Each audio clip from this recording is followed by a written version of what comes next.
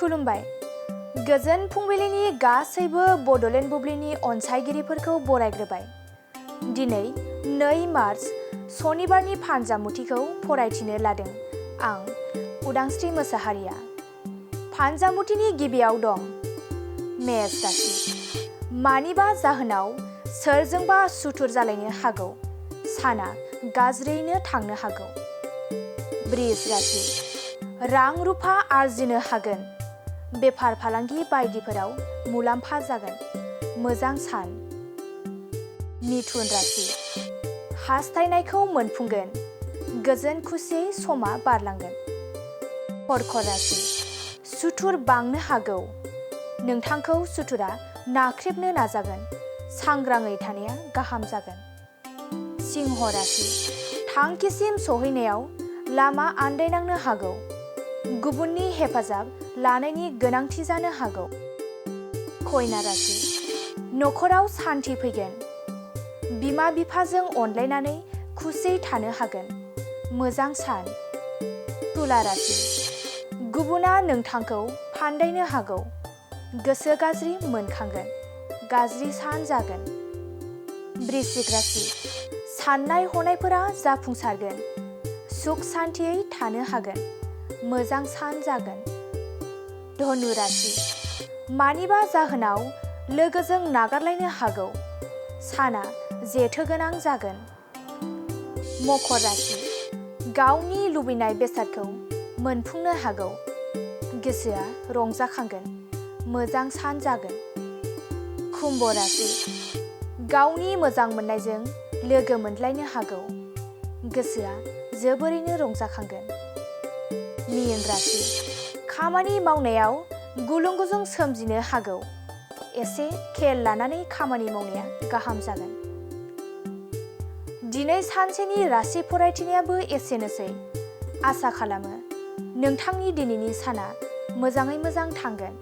बेखौ बड'लेण्ड बुब्लि नखरनिफ्राय मिजिंथिबाय। दानिया फैदो नोंथांनि फानजामुथिखौ बड'लेण्ड बुब्लिनि हेफाजाबजों मिथिना लानि। गोजोन्थों। बेराम आजार जानाय सुबुंफोरनि थाखाय ईश्वर पलिक्लिनिक एन्ड रिसार्च सेन्टारा गोबां खाबुफोर लाबोदों। बे ईश्वर पलिक्लिनिक एन्ड रिसार्च सेन्टाराव गोबां बेराम जानाय सोखानो हाग्रा मोजां रोंगौथि गोनां डक्टरफोर दं। क'क्राझार सहरनि खारगामि निउ फ्लाइअभारनि साखाथियाव थानाय ईश्वर पलिक्लिनिक एन्ड रिसार्च सेन्टारा गोबां फेसिलिटिज एबा खाबुफोर फोसावदों। ईश्वर पलिक्लिनिक एन्ड रिसार्च सेन्टारनि फेसिलिटिफोरानो जाबाय obstetrics and gynaecology, general surgery, orthopaedic surgery, laboratory, ultrasonography, casualty, paediatrics, pathology, pharmacy, laparoscopy surgery, NICU, x-ray आरो ईश्वर पलिक्लिनिक एन्ड रिसार्च सेन्टारा 24 घन्टा जेब्लाबो खुलायै थागोन। लांलाय लाबोलायनि एम्बुलेन्सआबो मोजाङै सार्भिस थागोन। निखावरि सुबुंफोरनो ईश्वर पलिक्लिनिक एन्ड रिसार्च सेन्टारा रेहाय होनाय जागोन आरो बेराम आजारफोरखौ बे ईश्वर पलिक्लिनिक एन्ड रिसार्च सेन्टाराव मोजाङैनो देहाखौ फाहामथाय लाफैनो हागोन।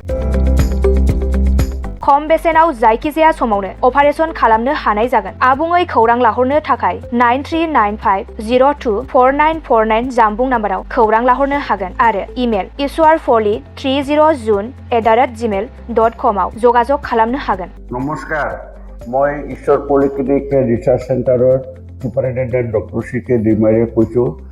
আমাৰ এই ঈশ্বৰ পলিক্লিনিক ৰিচাৰ্চ চেণ্টাৰটো কোকৰাঝাৰৰ খাৰগাঁও ফ্লাইঅভাৰৰ তলতে এইটো নতুনকৈ আমাৰ স্থাপিত হৈছে এটা নাৰ্ছিং হোম। ইয়াতে আমাৰ এই নাৰ্ছিং হোমত বিভিন্ন বিভাগৰ চিকিৎসা কৰা হয়, যেনেকৈ অৰ্থ'পেডিক্সৰ আৰু গাইনক'লজি আৰু তাৰপিছতে জেনেৰেল চাৰ্জাৰী আৰু আমাৰ ইয়াতে জেনেৰেল চাৰ্জাৰী হোৱাৰ লগতে লেপাৰস্কোপিক অপাৰেশ্যনো হয়। আমাৰ ইয়াতে সুবিধা আছে, যেনেকৈ আমাৰ লেবৰেটৰী আছে, এক্স-ৰে, ছ'ন'গ্ৰাফি, এইবিলাক সম্পূৰ্ণ আমি ৰাইজক ছাৰ্ভিচ দিবৰ কাৰণে যুগুতাইছোঁ।